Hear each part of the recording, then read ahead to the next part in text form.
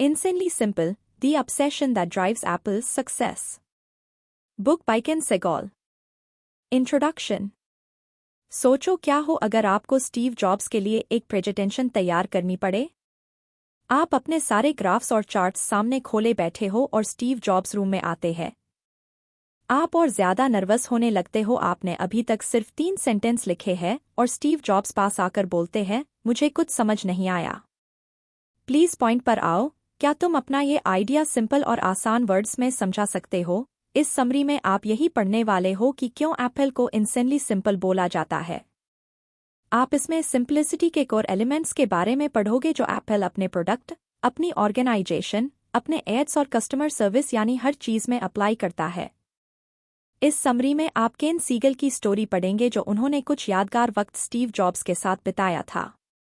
तो तैयार हो जाइए ग्रेट इनोवेटर स्टीव जॉब्स की सिंपल स्टिक के लिए। दी सिंपल स्टिक। एप्पल की पैकेज डिजाइन टीम उसी वक्त स्टीव जॉब्स के साथ एक मीटिंग करके लौटी थी। उन सबके चेहरों से निराशा झलक रही थी क्योंकि स्टीव को उनका काम कुछ खास पसंद नहीं आया था। टीम ने कई हफ्तों तक मेहनत करके ये प्रोजेक्ट प्लान किया था लेकिन स्टीव जॉब्स ने इसे एकदम से रिजेक्ट कर दिया था। टीम की सारी मेहनत पर पानी फिर गया था। तब केन सीगल ने टीम लीडर से इसकी वजह पूछी, कैसी रही आज सुबह की प्रेजेंटेशन? टीम लीडर ने जवाब दिया, स्टीव ने हमें सिंपल स्टिक से हिट किया है। इसका मतलब उनका काम इतना भी बुरा नहीं होगा पर हाँ जरूर वो इसे सिंप्लीफाई नहीं कर पाए होंगे। टीम ने सेम प्रोडक्ट के लिए 2 अलग डिजाइन की पैकेजिंग तैयार की थी। स्टीव ने उनसे कहा कि ये ब्रेन डेड है।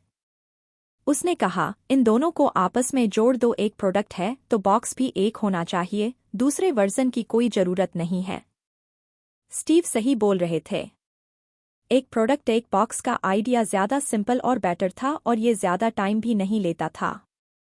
मीटिंग कुछ मिनटों में खत्म हुई और टीम ये सोच रही थी कि उन्हें ये आइडिया पहले क्यों नहीं आया। सिंपल स्टिक एप्पल की कोर वैल्यू थी। ये एक केवमैन के क्लब की तरह थी जिस पर वो अपने आइडिया को कसौटी पर परखते थे। यही वो चीज थी जो एप्पल को बाकी टेक कंपनीज से डिफरेंट बनाती थी। एप्पल पावर ऑफ सिंप्लिसिटी पर आंख बंद कर यकीन रखती थी। सिंप्लिसिटी पर एप्पल फोकस हद से ज्यादा था, उनके पैशन से बढ़कर था। यानी एक तरह से बोले तो एप्पल को सिंप्लिसिटी का जुनून था। सिंप्लिसिटी ही वो चीज है जो एप्पल को वो बनाने के लिए ड्राइव करती है जो चीज हमें एप्पल के प्रोडक्ट्स में नजर आती है। सिंप्लिसिटी ही एप्पल को बार बार एक रेवोल्यूशन लाने के लिए इंस्पायर करती है। जैसे जैसे ये दुनिया बदल रही है और टेक्नोलॉजी में नए नए बदलाव आ रहे हैं, एप्पल भी वक्त के साथ खुद को बदलता है पर एक चीज इसकी कभी नहीं बदलती और वो है वैल्यू ऑफ सिंप्लिसिटी। आप ये सिंप्लिसिटी एप्पल के प्रोडक्ट्स, इसके ऐड और इसके स्टोर में और इसके कस्टमर रिलेशनशिप में भी देख सकते हैं। एप्पल में सिंप्लिसिटी काम करने का एक तरीका है, एक गोल है जिसे मेजरिंग स्टिक की तरह इस्तेमाल किया जाता है।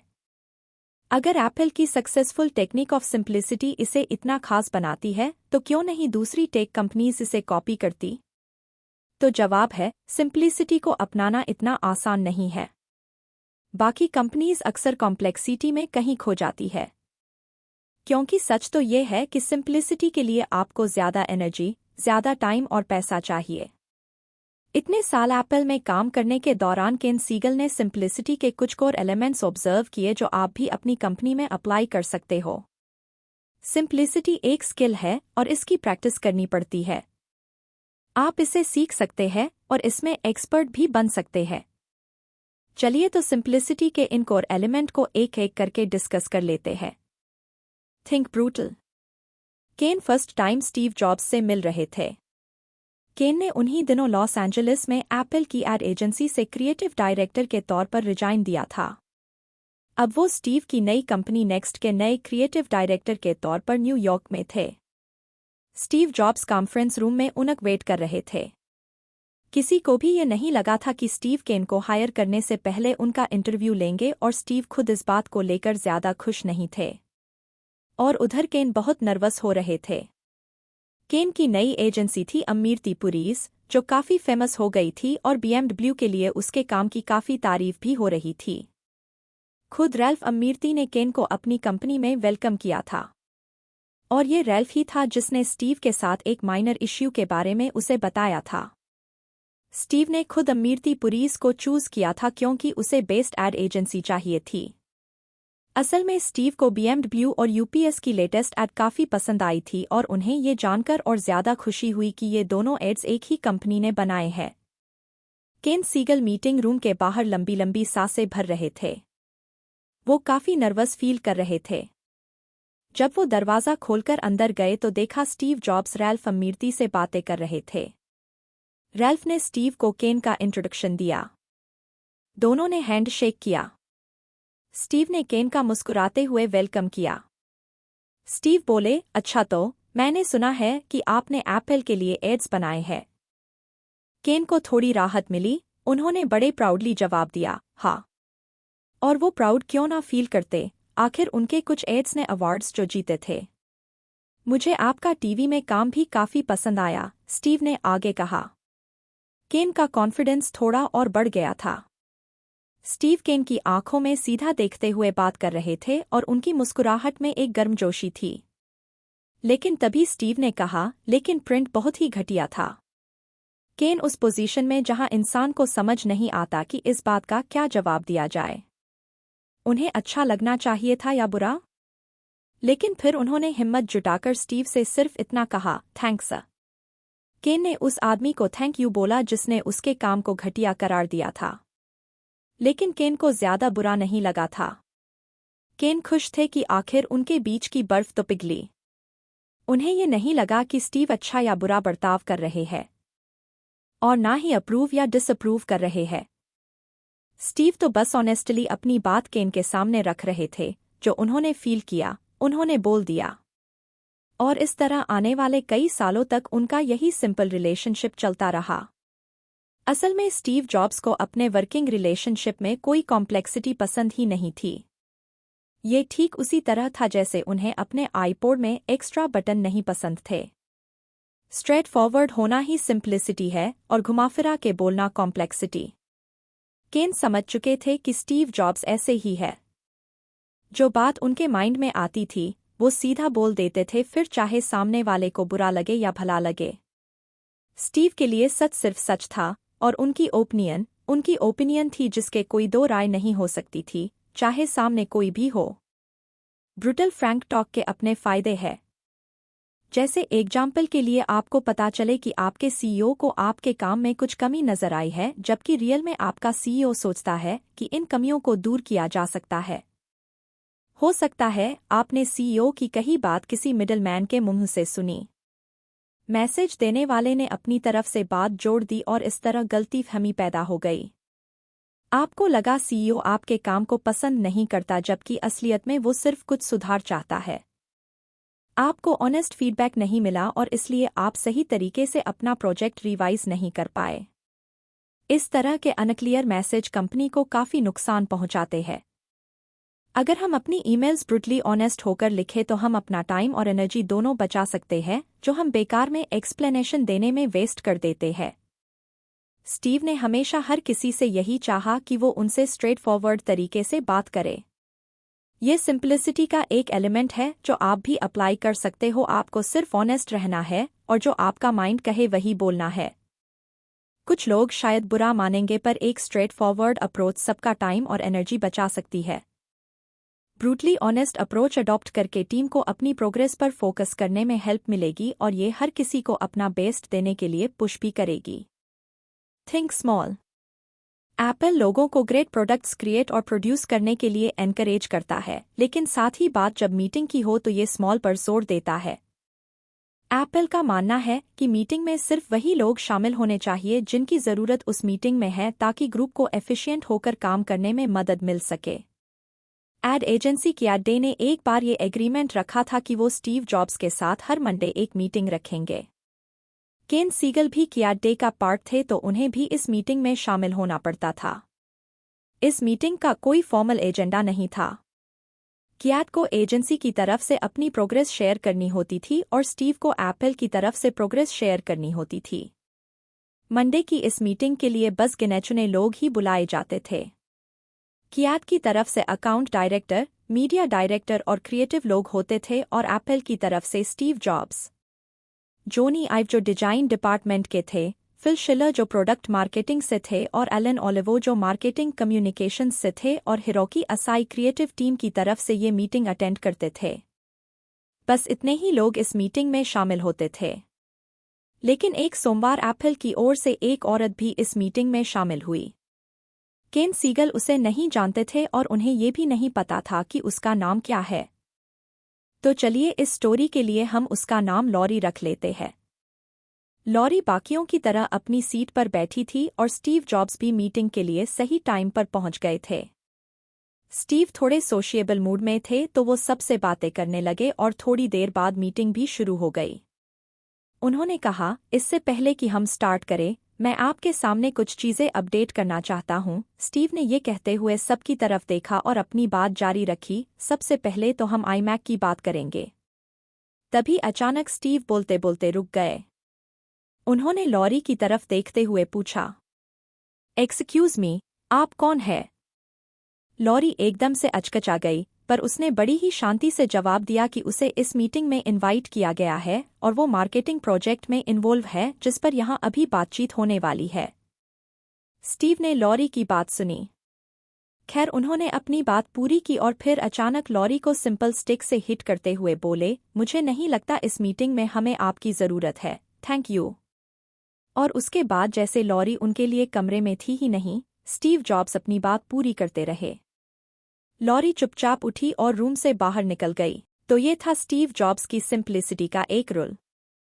शुरुआत एक छोटे ग्रुप से करो जिसमें सभी स्मार्ट लोग हो और ग्रुप को हमेशा छोटा ही रखो। जब भी आप मीटिंग में ज़्यादा लोगों को इन्वॉल्व करते हो, उतना ही आप मीटिंग को और ज़्यादा कॉम्प्लेक्स बना देते हो। मीटिंग में जो भी लोग शामिल हो, उनके वहाँ होने का कोई ना कोई रीज़न हो। किसी को मर्सी इनविटेशन देने की ज़रूरत नहीं है। जैसे लॉरी के साथ हुआ, ये कोई पर्सनल इश्यू नहीं है। बात सिर्फ बिजनेस और काम ही है, इसलिए इसे प्रोफेशन वे में लिया जाना चाहिए। क्या आपने नोटिस किया है कि आपकी कंपनी में कितनी ही ऐसी मीटिंग्स रखी जाती है जहां ज़रूरत से ज़्यादा लोग जमा होते हैं? और इन मीटिंग्स में से कितनी ही मीटिंग्स अपने ओरिजिनल पर्पज से भटक जाती है। इसलिए याद रहे, ग्रुप को हमेशा छोटा रखें। आपकी मीटिंग या प्रोजेक्ट तब और भी ज़्यादा इफ़ेक्टिव रहेगी जब आप रूम में सिर्फ काम के लोगों को ही इनवाइट करोगे। Think minimal. ये किस्सा एप्पल ने मैक ओएस एक्स क्रिएट करने से पहले का है। केन सीगल को स्टीव जॉब्स के साथ सीनियर सॉफ्टवेयर टीम से मीटिंग करने के लिए बुलाया गया था। वैसे तो उनकी पहले से कई दूसरी शेड्यूल मीटिंग्स तय थी, पर यह मीटिंग अलग से बुलाई गई थी, इसलिए सब लोग क्यूरियस थे। पता चला कि स्टीव जॉब मैक ओएस 9 के बारे में कुछ डिस्कस करना चाहते हैं, जो कुछ महीनों बाद ही लॉन्च होने जा रहा था। दरअसल स्टीव जॉब्स इसके ऑपरेटिंग सिस्टम में एक अपग्रेड करना चाहते थे, एक नया वर्जन जिससे प्रोडक्ट ज़्यादा से ज़्यादा बिक सके। तो उन्होंने कहा, माइक्रोसॉफ्ट भी यही करता है, ऐसा समझ लो जैसे हमें नोट छापने हैं। उन्होंने ऐसा इसलिए कहा क्योंकि सॉफ्टवेयर में काफ़ी पोटेंशियल है, साथ ही सॉफ्टवेयर बिल्ड करना कंप्यूटर बनाने से ज़्यादा इजी और सस्ता होता है। स्टीव मैक ओएस अपडेट को एक डिफरेंट वे में अप्रोच करने की सोच रहे थे। $99 चार्ज करने के बजाय वो फ्री में अपग्रेड देना चाहते थे। लेकिन फिर सॉफ्टवेयर में ऐड भी होनी थी। ये अप्रोच ज़्यादा से ज़्यादा एप्पल यूज़र्स को अपग्रेड करने के लिए अट्रैक्ट करती और एड्स से ज़्यादा इनकम भी जनरेट होती। और अगर यूज़र्स मैक क्यूएस में एड्स से छुटकारा पाना चाहे तो वो कभी भी एड फ्री वर्जन के लिए पे कर सकते थे। स्टीव अपने इस आइडिया को लेकर काफ़ी एक्साइटेड थे। एड्स उन जगहों पर दिखाया जाना था जो सबसे ज़्यादा रेलेवेंट हो, जैसे एग्जाम्पल के लिए आपको कोई फाइल प्रिंट करनी है, लेकिन प्रिंट डायलॉग बॉक्स कहता है कि आपकी इंक कम है, तो वहाँ एप्सन का एक ऐड आ जाता है जिसमें ऑनलाइन स्टोर का लिंक होता है ताकि आप उसी वक्त वहाँ से इंक भी खरीद सके। हालांकि केन को ये आइडिया कुछ खास पसंद नहीं आया था, क्योंकि एप्पल के लिए ये उसकी इमेज से हटकर था। ऑपरेटिंग सिस्टम में ऐड होना एप्पल के प्रोडक्ट की सिंपल और क्लीन इमेज के खिलाफ था। किस्मत से ये आइडिया एग्जीक्यूट नहीं किया गया क्योंकि इसमें काफ़ी प्रॉब्लम आ रहे थे और लास्ट में स्टीव जॉब्स को अपना आइडिया वापस लेना पड़ा। उन्होंने ये बात 1997 के Apple world wide developers conference में भी एक्सेप्ट की थी। फोकस का ये मतलब नहीं है कि हर आइडिया को हाँ बोला जाए। इसका ये भी मतलब है कि बाकी के 100 अच्छे आइडिया को ना बोला जाए क्योंकि आपको सोच समझ कर चूज करना है। जो फैसले हमने लिए मुझे उन पर प्राउड है और साथ ही उन फैसलों पर भी प्राउड है जो हमने नहीं लिए। तो आप समझे कि इनोवेशन का असली मतलब है बहुत सारी चीज़ों को ना बोलना। बेशक हम में से कई सारे लोग एंड में खुश ही हुए होंगे क्योंकि स्टीव ने तब मैकओएस में एड्स का आइडिया रिजेक्ट जो कर दिया था। अब चलिए बात करते हैं उस वक्त की जब स्टीव जॉब्स पूरे 11 महीने एप्पल से बाहर रहने के बाद वापस कंपनी में आए। एप्पल अपनी आखिरी सांसें गिन रहा था कि स्टीव लौट आए। पुराने तीनों सीईओ कंपनी को डूबने से बचा नहीं पाए थे। ये तीनों सीईओ थे जॉन स्कली जिसने जॉब्स को निकाला था, माइक स्पिंडलर और उसके बाद गिल अमेलियो जिसने स्टीव को वापस हायर किया। इन तीनों की वजह से एप्पल डूबने की कगार पर पहुंच गया था। स्टीव के पास रीइंस्टॉलमेंट को सेलिब्रेट करने का टाइम नहीं था। एक वही अकेला था जो अपने करिश्मा और विजन के बलबूते पर एक बार फिर कंपनी को वापस ऊंचाइयों पर पहुंचाने का दम रखता था। ये कहना गलत नहीं होगा कि एप्पल की जान स्टीव में थी। जो सबसे पहला काम स्टीव ने किया वो ये कि उन्होंने कंपनी से उन लोगों को निकाल बाहर किया जो एकदम लेजी, मीडियोकर और अनप्रोडक्टिव थे। सिर्फ वही लोग बचे रहे जो ब्रेव और ब्रिलियंट थे क्योंकि ऐसे एम्प्लॉइज की ही एप्पल को जरूरत थी। अगला काम स्टीव ने ये किया कि उन्होंने उन प्रोडक्ट्स को कम से कम कर दिया जिन्हें प्रोड्यूस और मार्केट किया जाना था। उस वक्त एप्पल ने अपने कई मॉडल मार्केट में उतारे थे, जैसे कि परफॉर्मा, क्वाड्रा, पावर मैसिंटॉश, पावरबुक और मैसिंटॉश एलसी के अलावा कई और भी प्रोडक्ट्स मार्केट में। इन प्रोडक्ट्स की एक तरह से कतार लगी थी जो सारे प्लेन और बोरिंग थे। एप्पल का सारा पैसा रिसर्च और डेवलपिंग से लेकर मार्केटिंग में खर्च हो रहा था और साथ ही इतने सारे प्रोडक्ट्स एक साथ लॉन्च होने की वजह से कस्टमर्स के साथ साथ एम्प्लॉइज भी कंफ्यूज हो रहे थे। 1998 में Cupertino centre for performing arts में स्टीव जॉब्स ने ऐसे 2 अनाउंसमेंट किए जो एप्पल का फ्यूचर बदलने वाले थे। पहला था आईमैक को लॉन्च करना और दूसरा था एप्पल का नया बिजनेस प्लान। ये एक सिंपल चार्ट था, एक स्क्वायर जो 4 इक्वल पार्ट में डिवाइड किया गया था। यहाँ स्टीव ने दिखाया कि एप्पल अब से अपने कंप्यूटर मॉडल के साथ क्या करेगा। एप्पल के पास अब से सिर्फ 4 प्रोडक्ट की चॉइस रहेगी। रेगुलर यूजर्स के लिए एक लैपटॉप, प्रोस और टेक गीक्स के लिए दूसरा लैपटॉप। रेगुलर यूजर्स के लिए एक डेस्कटॉप और एक और डेस्कटॉप जो एक्सपर्ट्स और प्रोस के लिए लॉन्च किया गया। बस इतना ही, यही था इस सारी प्रॉब्लम के लिए स्टीव जॉब्स का सॉल्यूशन। इस सिंपल इमेज में उन्होंने एप्पल के इंजीनियर्स को तो इंस्पायर किया ही साथ ही लॉयल कस्टमर्स में भी एक एक्साइटमेंट जगा दी थी। साथ ही उन्होंने कंपनी के मिलियंस डॉलर कई सारे मॉडल्स पर खर्च होने से बचा लिए थे। Think casual.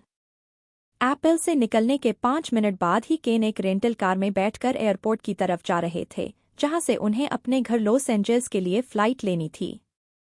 तभी उनका फोन बजा तो उन्होंने देखा कि स्टीव जॉब्स कॉल कर रहे हैं।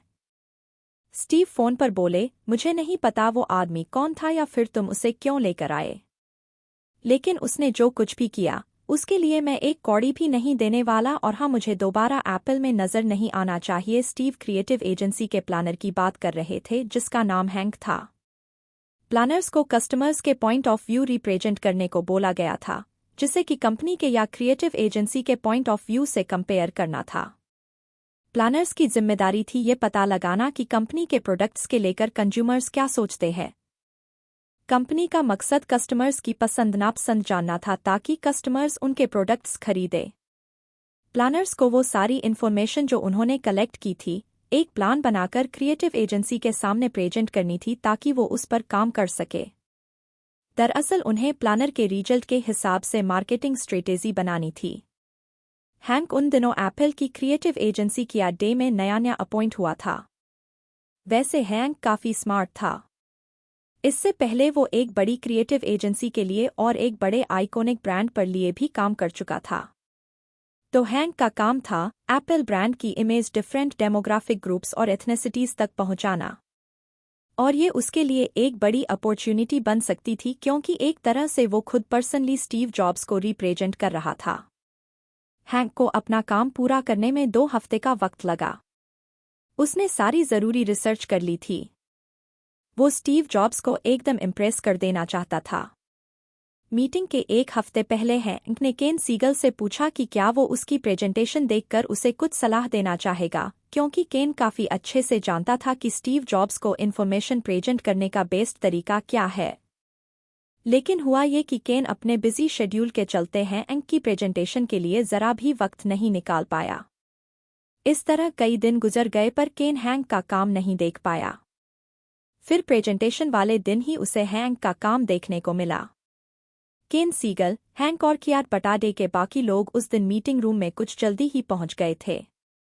हैंक ने अपना पोर्टफोलियो सेट करना स्टार्ट किया और हैंक का बड़ा पोर्टफोलियो देखकर केन पहले से ही परेशान हो गए। केन ने देखा कि हैंक ने एक बड़ा सा ग्राफ तैयार कर रखा था और उसने एक चार्ट भी बना रखा था जिसमें कई सारे नंबर्स और डिफरेंट टाइप के कस्टमर्स की पिक्चर्स लगी थी। केन ये सब देखते ही टेंशन में आ गए क्योंकि उन्हें अच्छे से मालूम था कि स्टीव जॉब्स इस टाइप की प्रेजेंटेशंस पसंद नहीं है। जब तक हैंक का काम पूरा हुआ, पूरा दीवार उसके विजुअल मटेरियल से भर चुका था। जब स्टीव जॉब्स मीटिंग रूम में आए तो उन्हें हैंक से इंट्रोड्यूस कराते हुए उसकी काबिलियत के बारे में बताया गया। वो दीवार जहां हैंक अपनी प्रेजेंटेशन शो कर रहा था, स्टीव की चेयर की पीछे थी, इसलिए स्टीव को प्रेजेंटेशन देखने के लिए अपनी चेयर घुमानी पड़ी। शुरू में तो स्टीव ने काफी ध्यान से सब कुछ देखा और सुना, पर जैसे जैसे टाइम बीत रहा था वो अपनी कुर्सी पर धंसते जा रहे थे। साफ पता चल रहा था कि स्टीव जॉब्स बोर हो रहे हैं। वो हैंक को बीच में टोकते हुए उससे सवाल पूछने लगे, लेकिन ऐसा लग रहा था कि जैसे हैंक के जवाब उन्हें कन्विंसड नहीं कर पा रहे थे। हैंक डिफरेंट डेमोग्राफिक ग्रुप्स के बारे में बता रहा था जो उसने डिफरेंट शहरों में स्टडी किए थे। उसने कहा, हम तो घेटो हरलेम भी गए थे, वहां जो बच्चे बास्केटबॉल गेम खेल रहे थे उनसे हमने एप्पल के प्रोडक्ट्स के बारे में पूछा। तभी स्टीव ने उसे बीच में टोकते हुए कहा, तुमने उनसे क्यों पूछा? उनके पास तो खाने के भी पैसे नहीं है। हैंक की बातों से स्टीव जॉब्स और ज्यादा चिढ़ गए थे क्योंकि उसकी प्रेजेंटेशन से कोई भी काम की बात निकल कर नहीं आई थी। स्टीव ने उसे टोकते हुए कहा, मुझे कुछ समझ नहीं आ रहा। ओके, खैर जो भी हो, चलो कुछ एड्स देख लेते हैं। हालांकि हैंक की प्रेजेंटेशन अभी बाकी थी पर स्टीव ने उसे बीच में खत्म कर दिया था। हैंक ने 20 स्लाइड तैयार की थी, लेकिन अगर वो कोशिश करता तो सिर्फ 3 सेंटेंस में अपनी बात रख सकता था जो सबको क्लियर समझ आती। इस लंबी चौड़ी प्रेजेंटेशन से ज्यादा स्टीव जॉब एक व्हाइट बोर्ड, टेबल और कुछ क्लियर आइडिया शेयर करना ज्यादा पसंद करते। उन्हें पसंद नहीं था कि एप्पल किसी टिपिकल बड़ी ऑर्गेनाइजेशन की तरह फॉर्मल वे में एक्ट करे। उन्हें अपनी कंपनी में एक कैजुअल माहौल चाहिए था जहां अगर उनका मन करे तो वो नंगे पांव ऑफिस आ जाए। स्टीव जॉब्स को जब मीटिंग में कुछ प्रेजेंट करना होता था तो ना तो उनके पास कोई स्लाइड शो होते थे, ना ही कोई स्क्रिप्ट और ना ही कोई फॉर्मल स्ट्रेटेजी। वो बस प्रोडक्ट के बारे में डिस्कस करते कि उस प्रोडक्ट में क्या खूबी है वगैरह वगैरह। अगर उन्हें कुछ क्लियर करना होता तो सीधा व्हाइट बोर्ड पर लिख देते थे। कुल मिलाकर स्टीव जॉब्स अपने एम्प्लॉइज के साथ स्ट्रेट फॉरवर्ड और सिंपल तरीके से इंटरैक्ट करना पसंद करते थे। एक बार एक ऐसी ही मीटिंग में केन ने डिसाइड किया कि उन्हें पहले अपनी स्ट्रेटेजी पर एक रिकैप कर लेना चाहिए। उन्होंने अभी 3 सेंटेंस ही बोले थे कि स्टीव जॉब्स ने उन्हें बीच में टोक दिया। स्टीव केन से बोले, क्या तुम मुझे अब वो सारी खबरें सुनाने वाले हो जो आज सुबह तुमने वॉल स्ट्रीट जर्नल में पढ़ी है? प्लीज ऐसे बात मत करो जैसे तुम एड एजेंसी में काम करते हो। जो कहना चाहते हो मुझे सीधे सीधे समझाओ। तो स्टीव जॉब्स अपनी प्रेजेंटेशन कुछ इस तरह बनाया करते थे। सबसे पहले वो एजेंडा सामने रखते, फिर फैक्ट्स और टॉपिक पर बात करते। उसके बाद वो हर टॉपिक को समराइज करते हुए अगले टॉपिक पर बढ़ते, फिर अपनी बात खत्म करते हुए वो प्रेजेंटेशन के सबसे इम्पोर्टेंट पॉइंट्स दोहराते और जो भी मैसेज उन्हें देना होता उसे वो कई बार रिपीट करते थे ताकि वो बात ऑडियंस के दिमाग में छप जाए। कंक्लूजन। इस समरी में आपने एप्पल के कोर एलिमेंट्स ऑफ सिंप्लिसिटी के बारे में पढ़ा जो है। पहला है थिंक ब्रूटल। ये बहुत ज़रूरी है कि आप स्ट्रेट फॉरवर्ड और फ्रैंक वे में अपनी ओपिनियन रखें। ऑनेस्ट फीडबैक से टीम को प्रोग्रेस करने में हेल्प मिलती है। दूसरा है थिंक स्मॉल, अपनी मीटिंग्स में सिर्फ उन्हें ही इनवाइट करो जिनकी ज़रूरत हो। अगर बॉडी काउंट स्मॉल होगी और उसमें सिर्फ स्मार्ट लोग होंगे तो टीम की प्रोडक्टिविटी में इजाफा होगा। तीसरा है थिंक मिनिमल, सिंपल आंसर ही बेस्ट आंसर है। अपने सिंपल स्क्वायर बिजनेस प्लान की वजह से ही स्टीव जॉब्स एप्पल को बैंकरप्ट होने से बचा पाए। इसलिए हमेशा सबसे बेसिक आइडिया पर काम करने की कोशिश करो। ये सोचो कि आपका पर्पज क्या है, आप क्या अचीव करना चाहते हो। ये सवाल आपको नेक्स्ट स्टेप उठाने में बड़े हेल्पफुल साबित होंगे। चौथी बात, कैजुअल सोचो। आप कैजुअल हो तो इसका ये मतलब नहीं कि जो आपकी बात में दम नहीं है। इनफॉर्मल, सिंपल और स्ट्रेट फॉरवर्ड होकर हम चीज़ों को और बेहतर और आसान तरीके से समझ सकते हैं। कैजुअल वे में आइडिया को फ्लो करने दो और आपकी बातचीत एकदम क्लियर और ऑनेस्ट होनी चाहिए। तो आप भी अपनी टीम, बिजनेस या ऑर्गेनाइजेशन में core element of simplicity apply कर सकते हो। तो चलिए, एप्पल और स्टीव जॉब्स के इन प्रिंसिपल्स को फॉलो कीजिए और सक्सेस की राह में आगे बढ़ते रहिए। और आज से इंस्टेंटली सिंपल बनना स्टार्ट कर दीजिए।